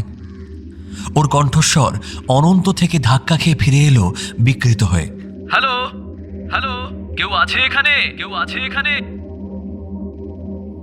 কেউ নেই। কোনো জাদুর ভোজবাজিতে ধ্রুব যেন স্ট্যাচু হয়ে গেছে। ভীষণ ইচ্ছে করছে ভেতরে যেতে, কিন্তু এই দুপুরের ঝাঁঝা রোদেও ভেতরের ঘুরঘুরটে অন্ধকার আর স্যাঁতস্যাঁতে মাটি কোথাও যেন আটকালো ধ্রুবকে। সঙ্গে টর্চটাও আনা হয়নি, তাই সাহস হলো না। লোকেশন মার্ক করতে গিয়ে পকেট হাতড়ে দেখল ফোনটাও নেই। কি আশ্চর্য, এমন জরুরি দুটো জিনিস সে ভুলে গেল কি করে? ধ্রুব ফেরার পথ ধরল বটে, কিন্তু তার মন পড়ে রইল ওখানেই। গায়ের শার্টটা খুলে হাতের লাঠিতে বেঁধে এসে গুঁজে দিয়ে গেল পাথরের ফাঁকে। সময়ের হিসেব নেই তার, তবু বিকেলেই আবার আসতে হবে তাকে। টর্চ, ফোন, গাইগার, কাউন্টার সব নিয়ে আসতে হবে। ক্যারাভ্যানের কাছাকাছি পৌঁছে ধ্রুব দেখল ভানু একটা উঁচু পাথরের ওপর উঠে এদিকেই তাকিয়ে আছে। अरे कहाँ गए थे बाबूजी? और अपना साठ कहाँ? इतना टाइम। सर जी फोन किए थे हमको। কে? প্রফেসর ব্রহ্মচারী? हाँ, 5:30 बजे का डेटा पूछ रहे थे। ক্যারাভ্যানে ঢুকে সময় দেখে অবাক হয়ে গেল ধ্রুব। এ কি, 6:10 বাজছে, ডেটা নেওয়া হয়নি? কোথা দিয়ে এতটা সময় পেরিয়ে গেছে? 5 ঘন্টারও বেশি সময় ধরে ধ্রুব ঘুরছে তার মানে। কিন্তু কই, এতক্ষণ তো মনে হয়নি তার। আমি ফোন করে নিচ্ছি স্যারকে। दोपहर का खाना प्लेट में रख दिया है बाबूजी, अपनी खेल इन। কোনো উচ্চবাচ্য না করে চুপচাপ খাবারটা মুখে দেয় ধ্রুব। ইস, ঠান্ডা জল হয়ে গেছে। আপনার তবিয়ত বিগড়ে যাচ্ছে বাবুজি। এই জায়গায় কেন এত ঘোরাঘুরি করছেন? জায়গাটা ভালো না। আমার তো ভালোই লাগছে। আসলে ঘড়ি, ফোন সব ভুলে গেছিলাম, সময়ের হিসেব ছিল না। আমি হয়তো গুহাটা খুঁজে পেয়ে গেছি, জানো। কি বলছেন বাবুজি? আরে আপনি একদম ওদিকে যাবেন না। গহরে গুফা মে শয়তানের পোষা দানো আছে। গহরা খান নাম আছে উসকা। তাই? দানু? সেই কি হাসে? অট্ট হাসি, পা টেনে টেনে হাঁটে? নাকি আমি সে গুহা খুঁজে পেয়ে যাব বলে তোদের হিংসে হচ্ছে? সত্যি করে বলতো। ভানু আর কোনো কথা না বলে উঠে চলে গেল। সে বিদেয় হলে 6:30টার সময় বেরোবে ভেবেছিল ধ্রুব, কিন্তু শরীরে কুলল না। স্যারকে ফোন করতেও ইচ্ছে করল না। বিছানায় শরীরটা ছুঁড়ে ফেলে ঘুমিয়ে পড়ল সে। ঘুম ভাঙল গভীর রাতে। সেই 1:15 অ্যালার্মটা বাজছে। কি সর্বনাশ, কি কালান্তক ঘুম তাকে পেয়ে বসেছিল। সেই 6টা থেকে ঘুমোচ্ছে সে রাত দুপুর অবধি। পেটে খিদে চুঁই চুঁই করছে। দেখল সেই 2 বাটির টিফিনে আজও খাবার রেখে গেছে ভানু। ট্যালট্যালে ডিমের ঝোল আর রুটি। কোনো রকমে 2টো রুটি খেয়ে ঢকঢক করে ঝোলে চুমুক দিয়ে ধ্রুব যখন বেরোলো, তখন 1:25। বাতাস জমে পাথর হয়ে গেছে যেন। কি ভীষণ গুমোট। কে জানে কেন মনে হলো গাছের ফাঁক দিয়ে কেউ তাকে লক্ষ্য করছে। নিঃশব্দ, নিশ্চল, অথচ উপস্থিত। খুব গা ছমছম করছিল ধ্রুবর। যাওয়ার পথে তেমন কিছু হলো না, কিন্তু ডেটা আর স্যাম্পল নিয়ে ফেরার পথে আকাশের দিকে তাকিয়ে থমকে গেল ধ্রুব। ভুতুড়ে লাল চাঁদ আকাশের মাঝখানে বাদুড়ের মতো ঝুলে আছে। এই বুঝি পূর্ণগ্রাস চন্দ্রগ্রহণ, পূর্ণিমার রাত। অথচ জ্যোৎস্নার বদলে যেন শয়তানের লাল জিভ লকলক করছে আকাশ জুড়ে।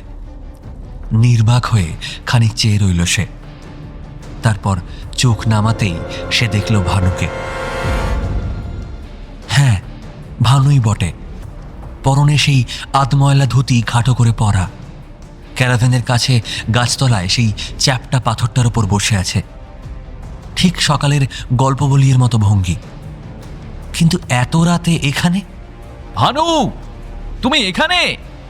ভানুর কাছে অবধি ম্রিয়মান সোলার আলো পৌঁছচ্ছে না। তবু ধ্রুব বুঝল সে ওর দিকেই তাকিয়ে আছে। চোখের গহ্বর দুটো যেন একটু বাড়তি গভীর দেখাচ্ছে ভানুর। অন্ধকারে গা ঢাকা দিয়েই সে বলল, गहरा खन से डर लागे ना बाबू। কিসে?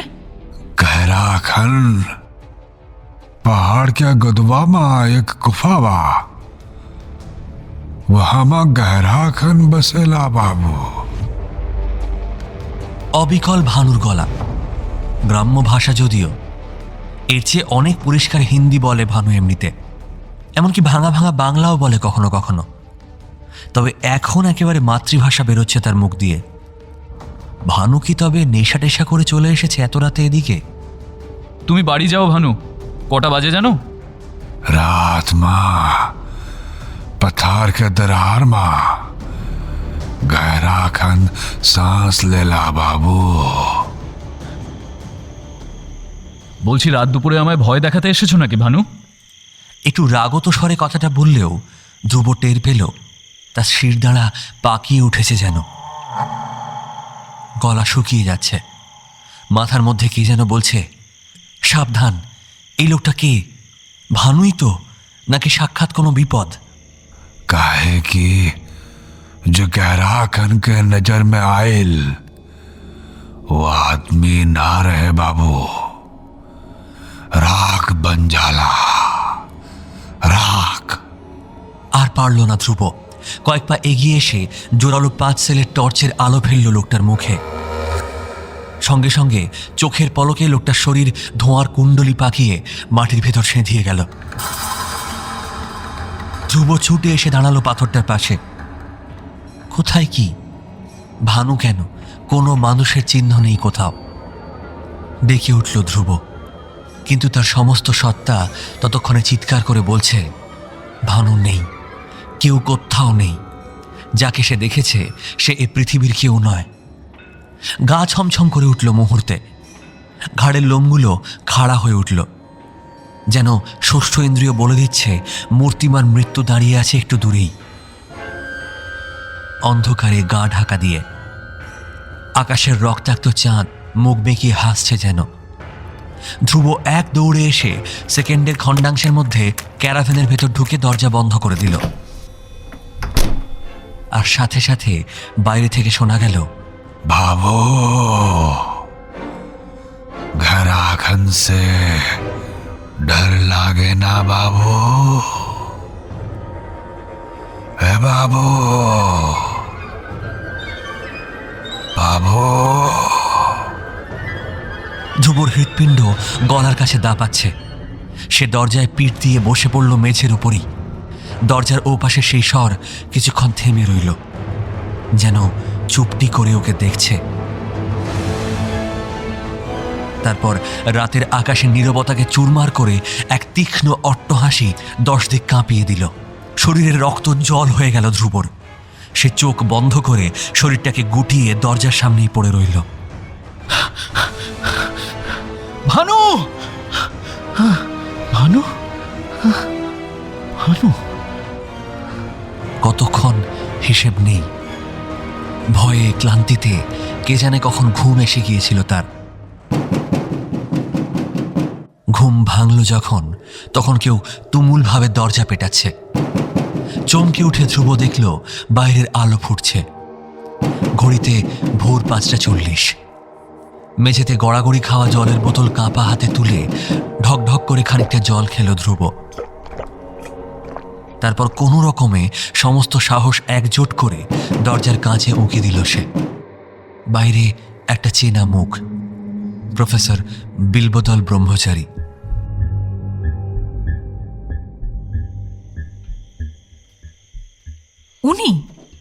উনি কেন গেছিলেন ওখানে অত সকালে?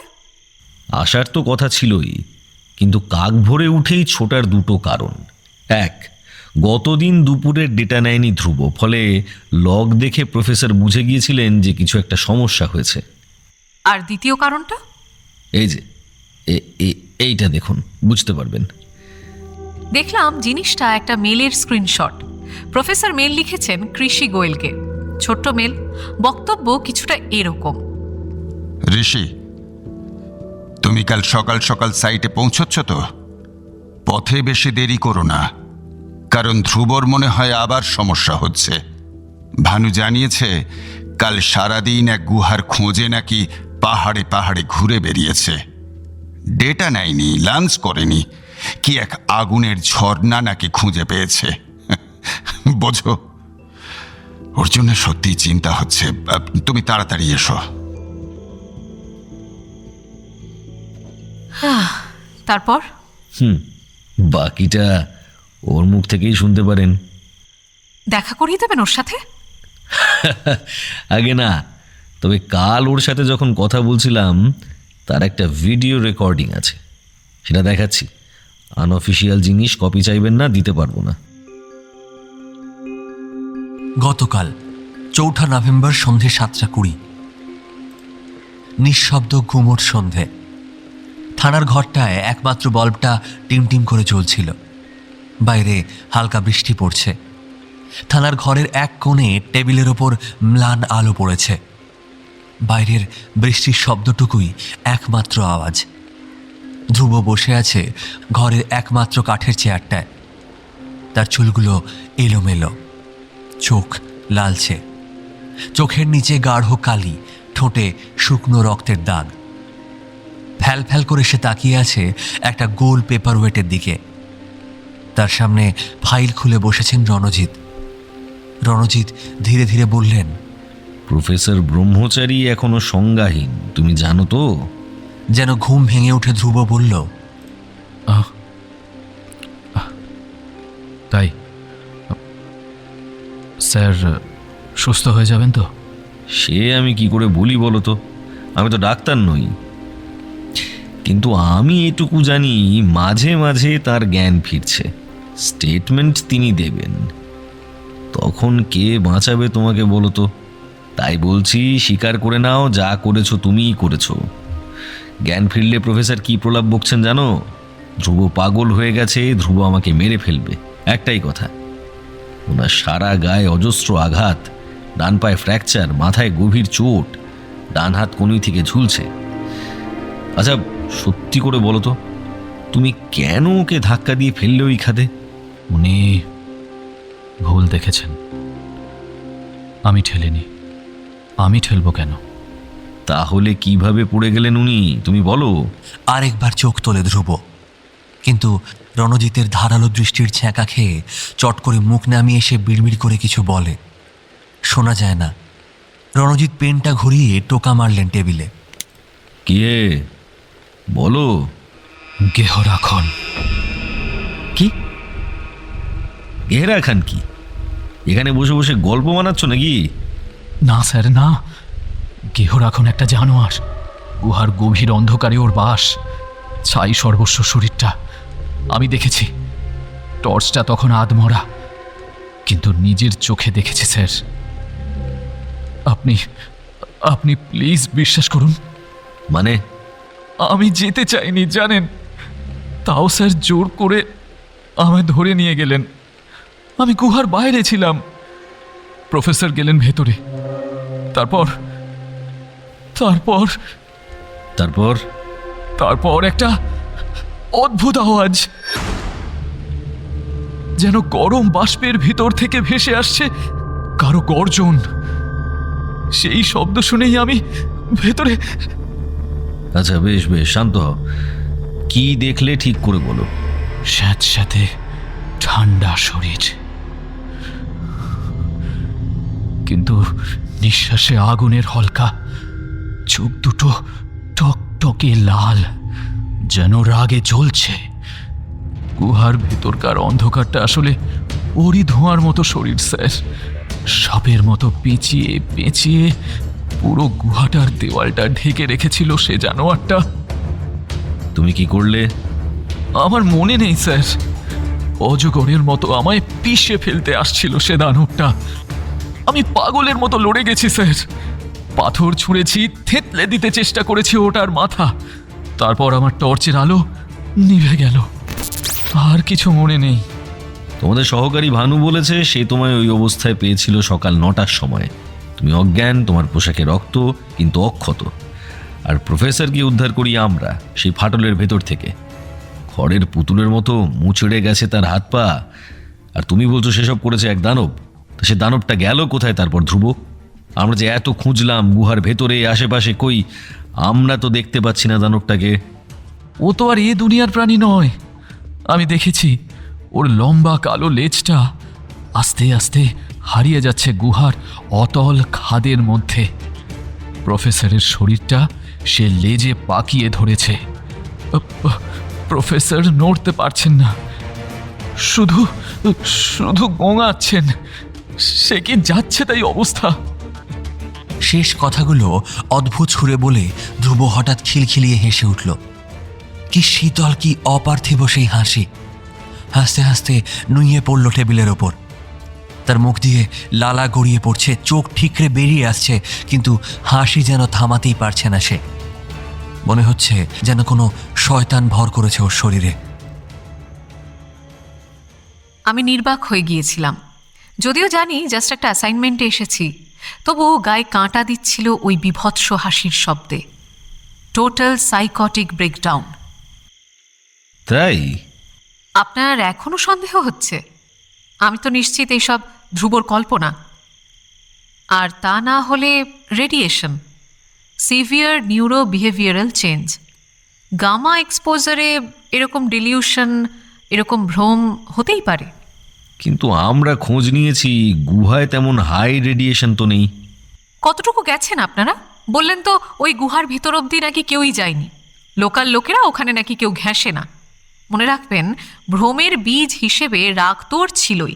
5 বছর হলো তার থিসিস ঝুলে আছে, একের পর এক অন্য ছাত্ররা কাজ সেরে চলে যাচ্ছে।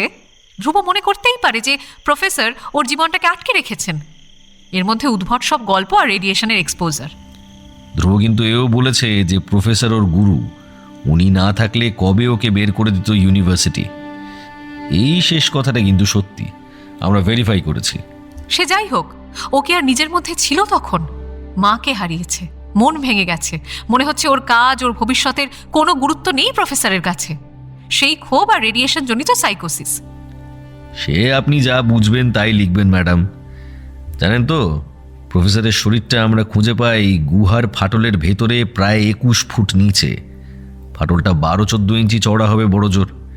একটা পূর্ণবয়স্ক মানুষ স্বাভাবিকভাবে ওখানে পড়ে অতখানি তলিয়ে যেতে পারে?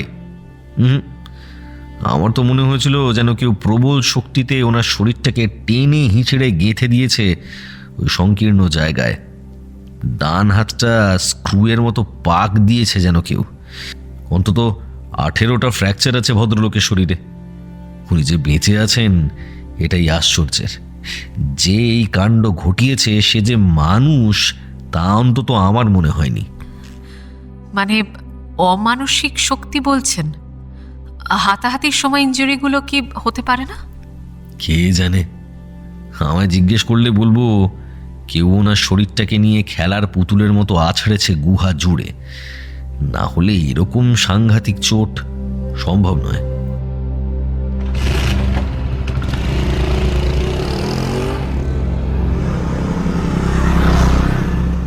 আর কোনো কথা হলো না।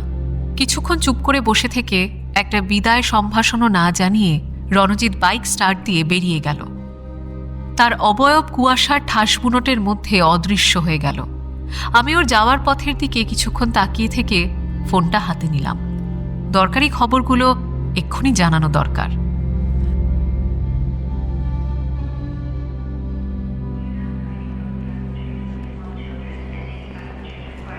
দিল্লি এয়ারপোর্টের ভিআইপি লাউঞ্জে সোফায় ল্যাপটপ খুলে বসে ম্যালকাম ওয়াটসনকে একটা মেল করেছিলেন মনীন্দ্র নারাং। কাতার এয়ারওয়েজের দিল্লি টু দোহা ফ্লাইট রাত 12:15টায়, কিন্তু বেশ খানিকটা আগেই ইমিগ্রেশন করিয়ে নিয়েছেন তিনি। ফোনটা বেজে উঠল হঠাৎই। দুবার রিং হওয়ার পর মেলটা সেভ করে ফোন তুললেন তিনি। বলো অহনা, কি আপডেট? আপনি কোথায়? ফ্লাইটে উঠে পড়েছেন? না, বোর্ডিং শুরু হতে দেরি আছে। ওদিকে কি অবস্থা? ইয়েস স্যার, আজ গুড প্রগ্রেস। থানার সেই সাব ইন্সপেক্টর, তার সাথে ডিটেলে কথা হলো জাস্ট। ওরা তোমায় কিছু সন্দেহ করেনি তো? রিস্ক নিও না বেশি। মনে রেখো, আমাদের কাজ হলো চুপচাপ খবরটুকু নিয়ে সরে পড়া। কাজ উদ্ধার তো হয়ে গেছে আগেই। চিন্তা করবেন না, ইন্ডিপেন্ডেন্ট জার্নালিস্ট হিসেবেই পরিচয় দিয়েছি। ভিজিটিং কার্ড থেকে কাঁধের ব্যাগ ভরা রেকর্ডার সব নিয়ে এসেছি। ইন্সপেক্টরের খটকা লাগেনি কিছুই। আর ওই যে বললাম না আপনাকে, ওনার এক দূর সম্পর্কের আত্মীয়র সাথে কিছু পুরনো বন্ধুত্বের কানেকশন বের করতে পেরেছিলাম, তাতে কাজটা আর একটু সহজ হয়েছে আর কি। নারাং খুশি হলেন। মেয়েটা বেশ কাজের আর খুব চটপটে। এক কলিগের অনুরোধে গ্রুপ থিয়েটার দেখতে গিয়ে প্রথম অহনার সঙ্গে আলাপ হয়েছিল। খুব উচ্চাকাঙ্ক্ষী মেয়ে, ওরিয়েন্টাল কলেজে বায়োটেকনোলজি পড়ে, সঙ্গে অ্যাক্টিংয়ের শখ আছে। ধুরন্ধর নারাঙের মনে ধরেছিল, বুঝেছিলেন ঠিকমতো টোপ দিতে পারলে একে দিয়ে অনেক কাজ হবে। নারাং আসল প্রসঙ্গ টেনে এবার বললেন, কেসটা তাহলে ক্লোজ হচ্ছে? হ্যাঁ, সেরকমই মনে হলো। আপনি শুনলে হাসবেন, পুলিশও ওই গেহরা খানের থিওরিটার দিকেই চলে গেছে। সেটার জন্য তো কম কাঠখড় পোড়াইনি আমি, অহনা। মুচকি হেসে বললেন নারাং। মনে মনে নিজের পিঠ চাপলালেন তিনি।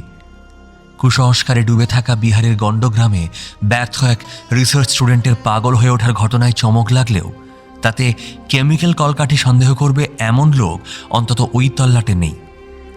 ওদের ধর্মে যা সইবে সেই কাহিনী সাজিয়ে দিয়েছেন তিনি। একে চরম গোপনীয় প্রজেক্ট, তার উপর বিদেশি ইনভেস্টররা মাথার উপর শকুনের মতো পাক দিচ্ছে। টাকা দিয়েছি, এবার জিনিসটা ভালোই ভালোই বের করো, নইলে।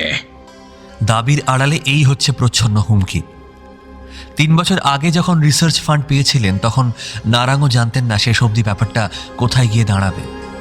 প্রস্তাব নিয়ে ম্যালকাম এসেছিল নিজেই। নার্ভের সমস্যার ওষুধ নারাংয়ের স্পেশালাইজেশন। সেই সূত্রেই একটা কোটি টাকার প্রজেক্ট নিয়ে এসে ম্যালকাম বলেছিল, doctor Narang, this time we need a gloomy one. এমন এক সাইকাডেলিক ড্রাগ যার ফল হবে চূড়ান্ত ভয় আর প্রবল নার্ভাস টেনশন। আনন্দ নয়, উন্মাদনা, নিখাদ হাড় হিম করা আতঙ্ক। প্রজেক্টটাই রহস্যের অন্ত ছিল না। কোন কোম্পানি থেকে কোন দেশের হয়ে সে এসেছে তা খুব একটা স্পষ্ট করে বলেনি ম্যালকাম। এবং শেষমেশ সেই ওষুধ দিয়ে ঠিক কী হবে তাও জিজ্ঞেস করার অধিকার ছিল না নারাঙের। ছিল খালি অফুরন্ত টাকার জোগান আর চরম গোপনীয়তা। বেশি প্রশ্ন করতে গেলে ম্যালকাম সরাসরি বলেছিল, doctor, do you mind asking fewer questions? কোনো অসুবিধে নেই। প্র্যাকটিক্যাল হতে গেলে অত প্রশ্ন করলে, অত বিবেক টিবেকের ধার ধারলে চলে না। তিল তিল করে গ্লুমহেক্সিন শেষমেশ তৈরি হলো গত বছর সেপ্টেম্বরে। ল্যাব টেস্ট দারুণভাবে সফল হলো। অথচ কাজটা যখন আইন আর বেআইনি সীমারেখায়, তখন অনফিল্ড হিউম্যান ট্রায়ালের ব্যবস্থা হবে কি করে? ম্যালকামের দাবি শেষ নেই। সে বলেছিল, বেশি নয়, 5-6টা এভিডেন্ট কেস স্টাডি হলেই হবে। কিন্তু সেই 5 জনকে যেখান থেকে ধরে আনলে হবে না ডক্টর। তাদের হতে হবে ইন্টেলেকচুয়ালস। অর্থাৎ এ লেভেলে না, তথাকথিত বুদ্ধিদীপ্ত সাবজেক্ট লাগবে। উপায়টাও মোক্ষম খুঁজেছিলেন নারাং। কাজের সুবাদে দেশের অনেকগুলো নামি অনামি ইউনিভার্সিটির রিসার্চ ল্যাবে যাতায়াত আছে তার। ফলে এই বছরটা জুড়ে বিভিন্ন ইউনিভার্সিটি হাতড়ে বেরিয়েছেন নারাং। খুঁজেছেন দুর্বল, হতাশ, পরাজিত, বিধ্বস্ত কয়েকটা ছেলে মেয়ে, যারা বুদ্ধিমান অথচ অসাধারণ নয়, যাদের মানসিক ভারসাম্য ভাঙনের মুখোমুখি দাঁড়িয়ে আছে। ফলে ম্যালকামের কথাও রইল আর ওষুধের ফল পাওয়ার সম্ভাবনাও বাড়ল অনেকখানি। শিকারী সাপদের মতো তারপর চলল সুযোগ সন্ধান। কারো ক্ষেত্রে ক্যাম্পাসে, কারো হোস্টেলের ঘরে, কারোর জলের বোতলে, কারো ভিটামিনের ওষুধের সাথে 1 ফোঁটা করে গ্লুমহেক্সিনের বিষ শরীরে ঢুকে গেছে। তারপর বিভ্রম আর আতঙ্ক পর্ব নিঃশব্দে ধরা পড়েছে লুকোনো ক্যামেরায়। রেকর্ডিং ডিভাইস লাগানোর জন্য কাজের লোক, লিফটম্যান, কেবলওয়ালাদের সাহায্য পাওয়া আজকাল খুব সহজ হয়ে গেছে। পয়সায় কি না হয়। ধ্রুব ছিল 5 নম্বর, আর এক্ষেত্রেই লাগলো অনেক বাড়তি ব্যবস্থা। আগের সবকটা এক্সপেরিমেন্ট সফল, তবু ম্যালকাম ঘ্যান ঘ্যান করছিল। খোলা আকাশের নিচে, ইন দ্য ওয়াইল্ড যাকে বলে, সেরকম একটা কেস স্টাডি থাকলে ভালো হতো, বুঝলে ডক্টর? কর্তার ইচ্ছেই কর্ম। তাই প্রফেসর ব্রহ্মচারী একদিন কথায় কথায় ধ্রুবকে নিয়ে ওনার দুশ্চিন্তার কথা বলতে ঘুঁটি সাজিয়ে নেন নারাং। ছেলেটা গরিব পরিবারের, একা মানুষ, রিসার্চে দুর্বল। কপাল পোড়া। নারাঙের জন্য একেবারে আদর্শ ক্যান্ডিডেট যাকে বলে, তাই তিনি তককে তককে ছিলেন। এই শিবরাহীন টেকরির খবর তিনি আগে থেকেই জানতেন। কলেজ জীবনে এদিকে বেড়াতে এসে কুন্দনগিরিতে ছিলেন। তখন গেহরা খানের গল্প শুনে গিয়েছিলেন এখান থেকে। নিজেই প্রসঙ্গ তুলে একদিন ব্রহ্মচারীকে বলেন, দাদা, এই জায়গায় একটা সাইট করুন না আপনার এক্সপেরিমেন্টের। কাছেই রাজগীর, নালন্দা, বোধগয়া, পাওয়াপুরি, দিব্যি বেরিয়ে আসা যাবে কদিন। আমার চেনা লোকজন আছে, সব ব্যবস্থা করে দেবো। প্রফেসর ব্রহ্মচারী এত সহজ মানুষ একটুও সন্দেহ করেননি। ব্যবস্থা করলেন নারায়ণ। ক্যারাভ্যান এলো, সাথে এলো ভানু। মোটা টাকা দিয়ে তাকে কেনাই ছিল, বাকিটা জল ভাত। ভানু গল্প শোনালো, ক্যারাভ্যানে আর আশেপাশে ক্যামেরা লাগালো, আর খাবারে আর জলে দেদার মিশিয়ে দিল ওষুধ। দেখতে দেখতে দুঃস্বপ্নের ভিড়ে হারিয়ে গেল ধ্রুব। তার কান্না, হাসি, ভয় আর পাগলামির ডেটা যত্ন করে তুলে রাখলেন নারায়ণ। এক্সপেরিমেন্ট করতে এসে নিজেই এক্সপেরিমেন্টের সাবজেক্ট হয়ে গেল ধ্রুবজ্যোতি লাহা। সব চলছিল দিব্যি। গোল বাঁধালেন প্রফেসর ব্রহ্মচারী। বেচারা প্রফেসর ব্রহ্মচারী, এইভাবে যে বেঘরে তার মরার জোগাড় হবে সে সন্দেহ ঘুণাক্ষরেও করেনি নারায়ণ। কে বলেছিল প্রফেসরকে ছুটে যেতে? এত দরদ কেন ছাত্রের জন্য? দীর্ঘশ্বাস ফেললেন নারায়ণ। যাগ্গে, যা হওয়ার হয়েছে। ভানু পাকা খেলোয়াড়, তাই সেদিন ওই সাংঘাতিক ঘটনা দেখার পরও সময় নিয়ে আগে ক্যামেরাগুলো খুলেছে, তারপর পুলিশের কাছে গেছে।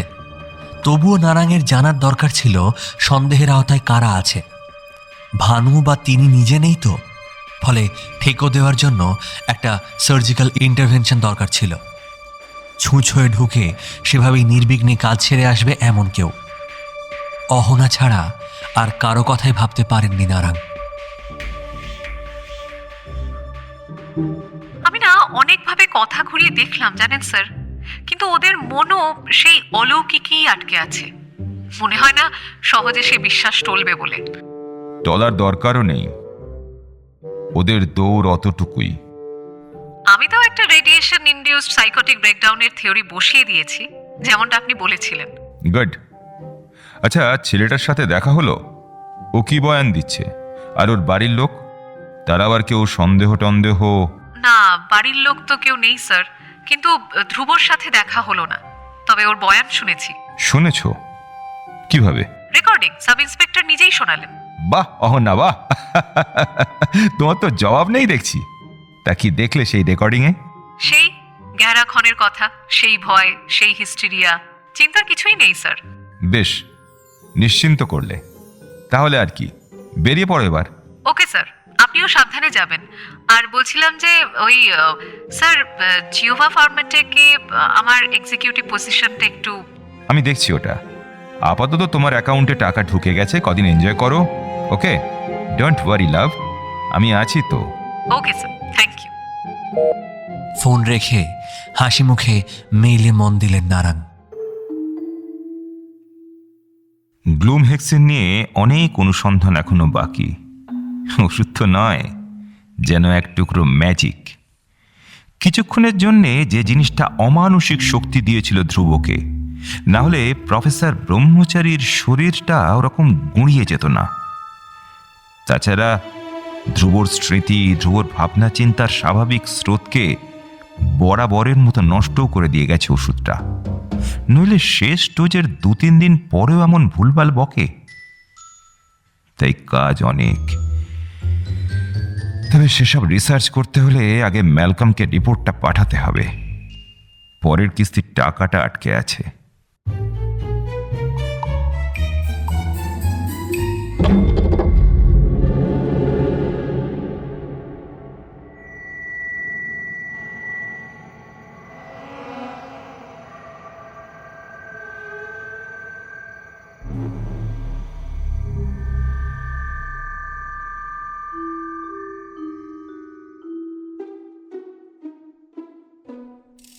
ওয়ান FM রেইনবোর গল্প স্বল্পতে আজ শুনলেন সায়ন্তরী ঘোষের লেখা পূর্ণগ্রাস।